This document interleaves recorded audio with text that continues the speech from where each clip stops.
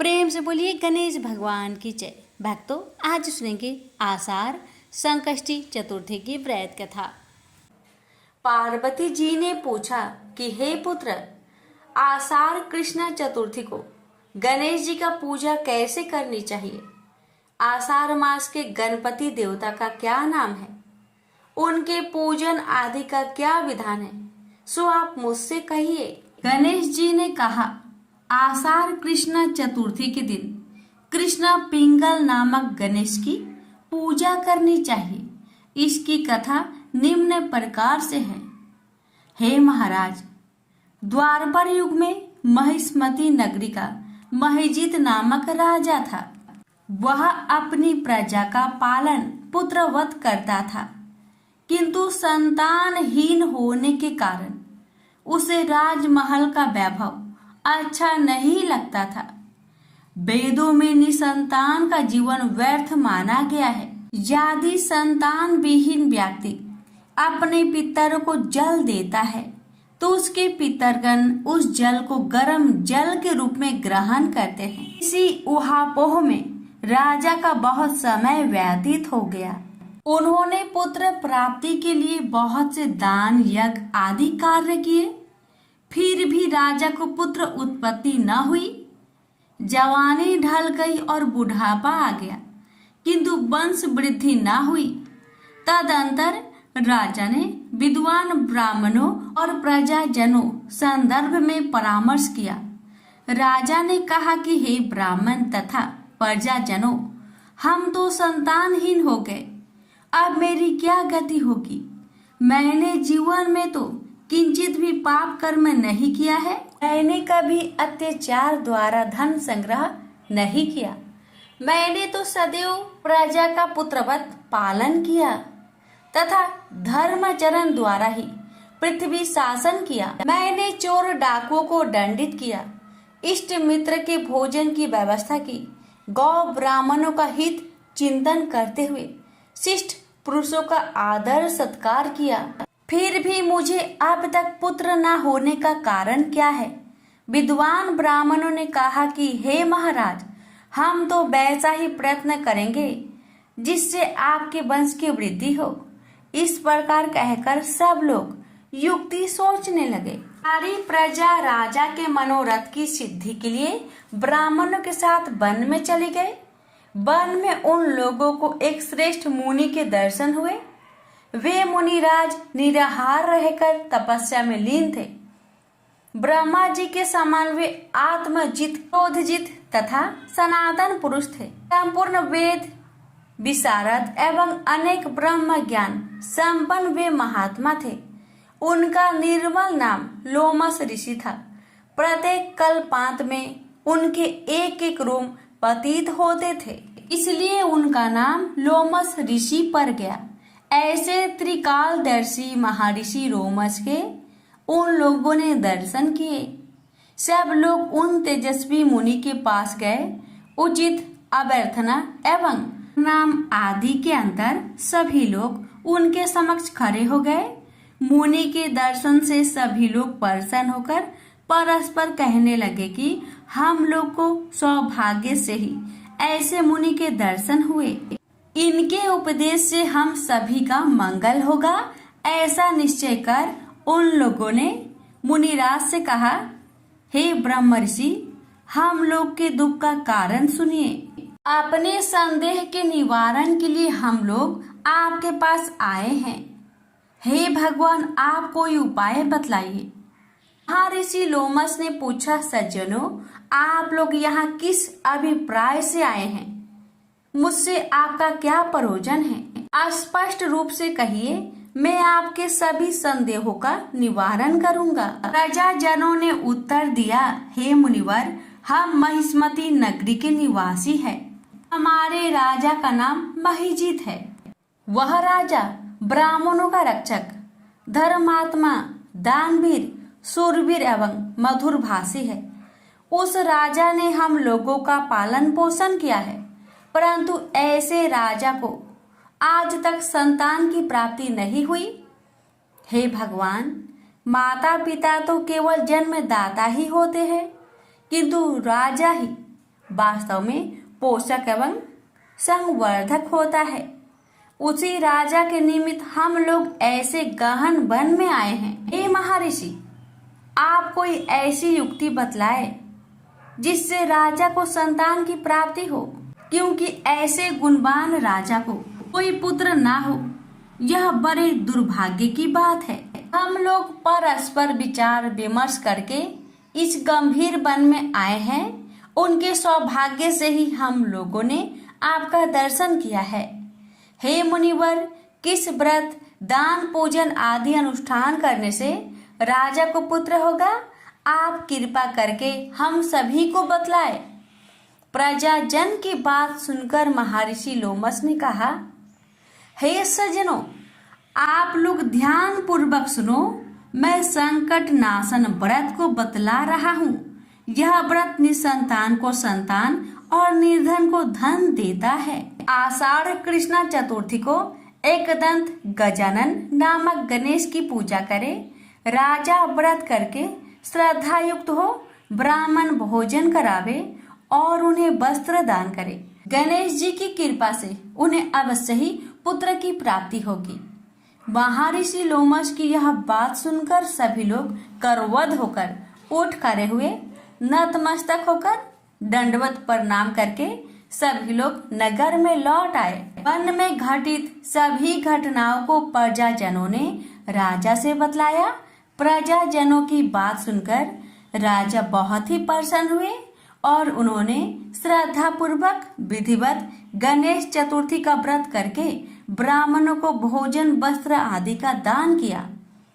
रानी सुदक्षिणा को भी श्री गणेश जी की कृपा से सुंदर और सुलक्षण पुत्र की प्राप्ति हुई। जो व्यक्ति इस व्रत को श्रद्धा पूर्वक करेंगे वे समस्त सांसारिक सुख के अधिकारी होंगे। प्रेम से बोलिए गणेश महाराज की जय। हे गणेश जी महाराज, आपकी कथा श्रवण करने वाले सभी भक्तों पर अपनी कृपा सदा सर्वदा बनाए रखे, उनकी सभी कष्टों को दूर करे, सभी मनोकामना को पूर्ण करे। चौथ माता की व्रत कथा। एक सेठ सेठानी थे। उनके एक बेटा और बहू थे। बहू सबको भोजन करा के फिर स्वयं भोजन करती। एक पड़ोसन ऐसी भी थी जो रोज पूछती कि बहू आज क्या बनाया और क्या खाया। बहू कहती ठंडो बासी। एक दिन उसके पति ने ऐसा सुनकर विचार किया कि आज तो पकवान बनाए जाए, फिर देखे कि मेरी पत्नी क्या कहती है। उसने तरह तरह के पकवान बनवाए और घर के सभी लोगों ने एक साथ बैठकर भोजन किया। आज भी पड़ोसन ने पूछा तो बहू ने कहा ठंडो बासी। सेठ के लड़के ने सोचा हो ना हो कोई बात अवश्य है जिससे कि मेरी पत्नी ऐसा कहती है। उसने पत्नी से पूछा तुम रोज ठंडो बासी खाया ऐसा क्यों कहती हो, जबकि हम सबने एक साथ बैठकर कई तरह के पकवान खाए। उसकी पत्नी बोली हम लोग जो खा रहे हैं वह बाप बूढ़ों की कमाई है। जिस दिन आप कमा कर लाओगे उस दिन मैं समझूंगी कि ताजा भोजन कर रही हूँ। अब एक दिन लड़के ने माँ से कहा माँ, मैं एक बड़े शहर में कमाई करने जा रहा हूँ। माँ बोली बेटा, अपने पास इतना धन है कि खाया नहीं खुटेगा। माँ के मना करने पर भी बेटे ने स्वयं कमाने का दृढ़ निश्चय कर लिया और जाते समय पत्नी से कहा मैं जब तक कमाकर बहुत सा धन लेकर ना आऊं तुम चूल्हे की आग मत बुझने देना। एक दिन चूल्हे की आग बुझ गई तो वह मन ही मन घबराने लगी, कहीं मेरे पति पर संकट तो नहीं आन पड़ा। जल्दी से पड़ोस में से आग लाकर चूल्हे में रख दूं। ऐसा विचार करके पड़ोस में गई। वहां पड़ोसन चौथ माता का व्रत पूजन कर रही थी। पड़ोसन ने कहा थोड़ी देर में आकर ले जाना। बहू ने पड़ोसन से पूछा आप यह व्रत क्यों करती हैं, इससे क्या मिलता है। पड़ोसन ने कहा, चौथ माता के इस व्रत को करने से अन्न लक्ष्मी मिले और अपनी मनोकामना पूरी हो। अब बहू भी चौथ माता का व्रत करने लगी। दीवार पर चौथ माता बनाई। उस दिन घी गुड़ का चूरमा बनाकर रात्रि को चंद्रमा को अर्घ्य देकर भोजन करती। ऐसा करते करते बहुत दिन हो गए। चौथ माता ने उस बहू के पति को सपना दिया कि साहूकार का बेटा तू जागे कि सोवे, तेरी पत्नी बहुत याद कर रही है, घर जाकर उसकी चिंता मिटा। तू दुकान खोलकर कंकु केसर का पगलिया बना के बैठ जाना, आज तेरा हिसाब किताब चुकता हो जाएगा। अब तो चौथ माता ने जैसा कहा था वैसा ही हुआ। उसने घर जाने की तैयारी की और गाड़ी भर के धन दौलत लेकर चल दिया। रास्ते में एक बड़ा सा काला नाग फन फैलाए बैठ गया और कहने लगा, आज तो मैं तुझे डसूंगा, छोड़ूंगा नहीं। आज तेरी आयु पूरी हो गई है। तो सेठ के लड़के ने कहा, आज चौथ माता ने मुझे सपना दिया है तो मैं अपनी पत्नी से मिलने घर जा रहा हूँ।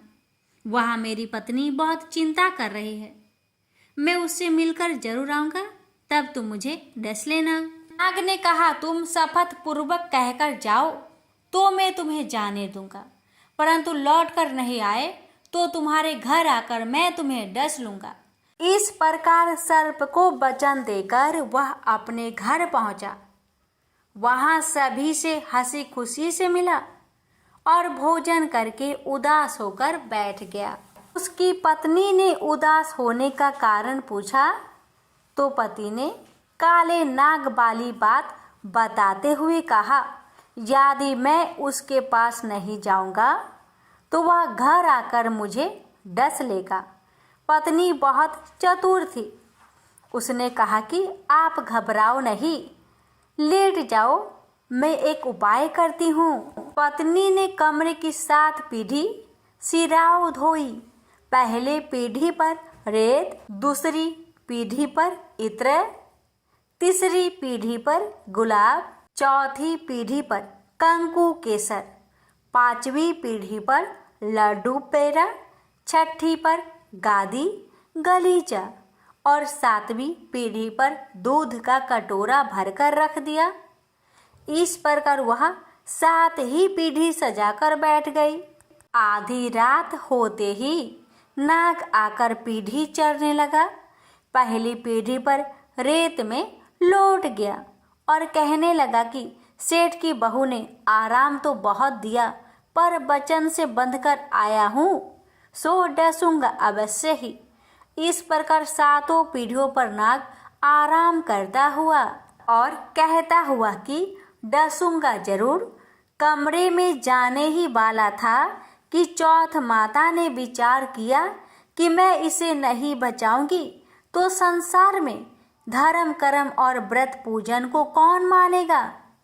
अब तो गणेश जी, चंद्रमा जी और चौथ माता ने उसे बचाने का विचार किया। चंद्रमा जी ने उजाला किया, चौथ माता ढाल बनी और गणेश जी ने तलवार लेकर नाग को मार दिया और ढाल से ढक दिया। अब बहू भी थकी हारी सो गई। दिन उगा तो लोग बेटे से मिलने आए, परंतु बेटा बहू तो उठे ही नहीं थे। बहुत देर हो गई तो माँ उन्हें उठाने गई। माँ ने 7 पीढ़ियों पर जो कुछ देखा तो बहुत घबराई और बेटा बहू को आवाज लगाई, बेटा बहू। उठे तो देखा कि एक ढाल तलवार वहां पड़ी है। अब ढाल उठाई तो वहीं काला नाग मरा हुआ पड़ा है। बेटा बहू ने सोचा कि आज तो धर्म कर्म ही आड़े आए हैं, जो भगवान गणेश जी और चौथ माता ने अपनी रक्षा की है। हे चौथ माता, आपने जैसी सेठ के बेटे बहू की रक्षा की वैसी ही रक्षा सबकी करना। प्रेम से बोलिए, चौथ माता की जय हो, गणेश भगवान जी की जय हो।